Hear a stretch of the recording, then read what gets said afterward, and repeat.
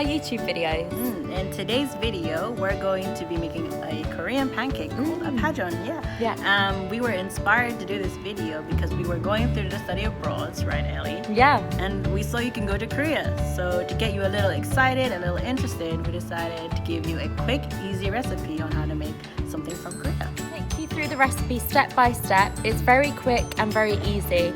We've also included the ingredients and the method list for you guys if you want to try making it. Yeah. We had loads of fun making it and we hope that you do too.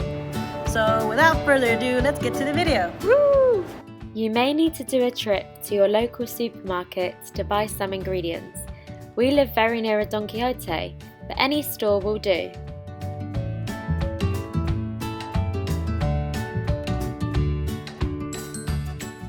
Let's get started. Here is the list of ingredients that we used for the recipe. Pause the screen now to take the recipe away with you. Our recipe serves 3 people, so you can add or take away depending on what you need. First of all, we need flour. Any flour will work, but if you can, try to buy all-purpose flour. Next on the list is salt. And now eggs. Make sure none of them are cracked. And now for vegetables. We chose green onion, peppers and mushrooms, but you can add any that you prefer, say carrots, courgettes or broccoli. Now that we've finished shopping, let's head home.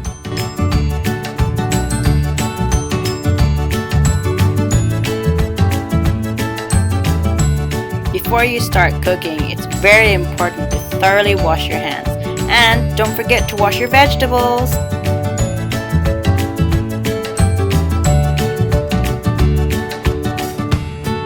Here is our simple method of how to prepare the pancakes. Pause now and get ready to start cooking with us. Firstly, cut off both ends of the green onion, and then, once you're done, cut them into roughly 1-inch pieces. You don't have to be exact for this. Once you're done, you can start slicing your mushrooms. Once you're done cutting your mushrooms, do the same with the peppers. Cut them thinly but not too thin as they will cook unevenly. For the batter, use 2 cups of flour, which is roughly 300 grams, and add it to a large mixing bowl. Then add 1 cup of water and mix everything all together to create a smooth texture. Add salt and sugar to give it some flavor, and then mix everything together in a bowl. This step is optional, so skip it if you don't want to add eggs.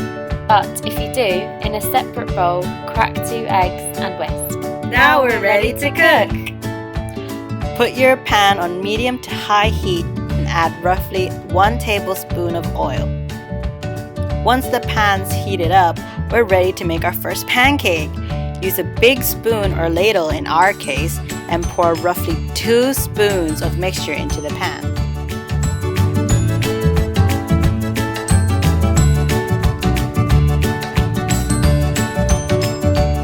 Evenly spread the pancake, and if you do choose to use egg, pour some over the top to help the pancakes stick together.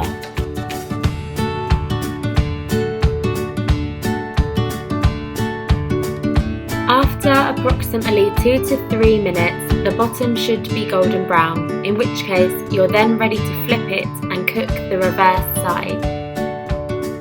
Once both sides are golden, your pancake is ready. Wait for it to be at room temperature before cutting it, otherwise it may lose its shape.